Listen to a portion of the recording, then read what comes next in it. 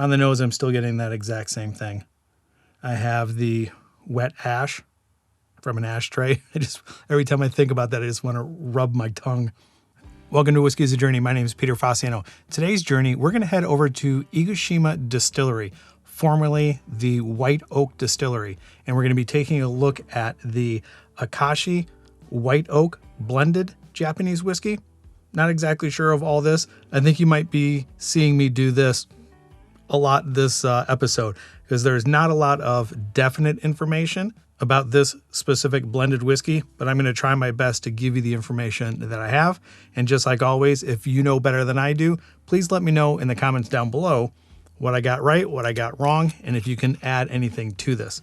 So let's go ahead and pour this, nose it, taste it, talk about it a little bit, and then at the end of the video, I'll give it a score. So as I mentioned, this is a blended Japanese whiskey. This is coming in at 40% ABV. It's not natural color, and more than likely, it's chill filtered. Like I mentioned, it is a blended whiskey, I believe 70-30, 70% grain, 30% malted barley. This is a 750 milliliter bottle. And in Phoenix, Arizona, this is coming in at $43.99. Let's get on the nose. Tobacco and sweetness. I wonder if there is peat in this or not. Like, initially ended up getting hit with an ashy note followed by sweetness. Yeah, a little bit of an ashy note in here. The sweetness that I'm getting is a grapey sweetness, a fruity sweetness, not a candy sweetness. That ashy note is also turning into a pepper note, a black or a white pepper note. So far, pretty interesting. Let's go ahead and give it a taste. Yeah, that ashy note is coming through on the palate as well. Almost, and this is going to sound very off-putting, almost like wet ashes from an ashtray. A lot of whiskeys that are peated come across very different. Some of them are more on the meaty, savory side, while others tend to be a little bit more campfirey. And then the others are coming across as medicinal with the Band-Aid and the iodine. This is coming across as ashy. Let's get that second sip down. All right, that fruit sweetness is there. Grapey. Ooh, at the very side of my tongue. A huge amount of tannin turning into a little bit of bitterness, peppery on the back end, and that ashy note is consistent all the way through. I'm not getting a whole lot more other than that. Let's get that third sip down, add some water, and then talk about the whiskey and the distillery. Third sip, nothing's changed. Let's get some water into this. Just because I add water to everything else, want to be consistent and see what this does. Be curious to see if that ashy note disappears. It's not sitting right on my palate, that's for sure. All right, so the history behind this distillery. Doing my research, I looked online for white oak, Akashi White Oak, and this comes up. But this expression, nowhere on the label does it talk about white oak. I know older expressions in the past have big, bold letters, white oak, but this doesn't. And then I dug a little bit deeper, and the distillery used to be called the White Oak Distillery, Akashi White Oak. And now when you look online, the Igushima Distillery is what it's called now, and the White Oak is nowhere to be found on the label. But the good news is it does say produced and bottled by Igushima. So the malt and the grain distillate that's going into this must be coming from Igushima. And I know Japanese regulations are not the best, which brings me to the point that I also saw that this initial expression was released in Japan using malt whiskey and molasses spirit, and they couldn't export it into the UK, and they ended up creating this expression with 30% malted barley and then the 70% grain. And another little tidbit of information, this was actually the first Japanese distillery, the White Oak Distillery, that ended up having the license to make whiskey back in 1919, even before the Yamazaki Distillery. But making whiskey was not on their radar, so they didn't produce whiskey, I think, until 50 years later or 40 years later after they got their license. And up to the point of them producing whiskeys, they were not solely, but their main focus was production of sake. Now, as far as the whiskey itself, again, the information that I've got out there is a little bit iffy, but I want to double check my notes just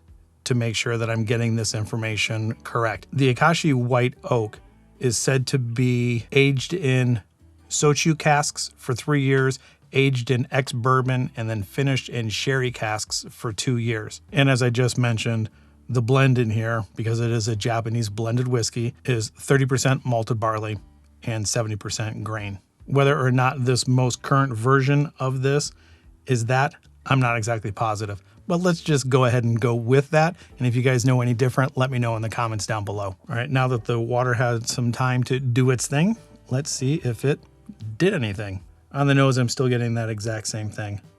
I have the wet ash from an ashtray. Every time I think about that, I just want to rub my tongue. The pepper note still comes through.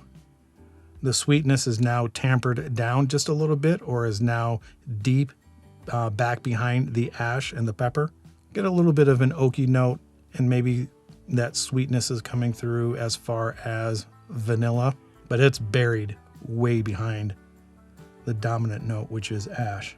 At least for me right now at this particular time in the review. The one thing that I have noticed in my whiskey journey, how different whiskey tastes from day to day, the time period in which you are actually tasting the whiskey, what you drank before, what you've eaten, even sometimes the mood that you're in influences how the whiskey actually smells and tastes. So right now, this is not coming across as very favorable to me. Let's get that sip down with water. Yeah, unchanged. Everything without the water is still there with the water. I had this the other day over at my sister's house, my sister and brother-in-law, Mary Bridget and John. We were sitting out back, kicking back. We poured this, and it came across to me as very sweet. And I'm not getting any of that sweetness in here today. Just shows you that whiskey's changed from day to day. All right, so on to my scoring. My scoring system is out of 5 stars. And again, this particular review, as of right now, based on what I'm tasting, I'm gonna have to give this 2.75. It's not hitting me as something that I kind of want to have at this particular moment. It doesn't taste really anything at all like I remember it tasting a couple of days ago. But unfortunately, at the time of this review, I'm going to go 2.75.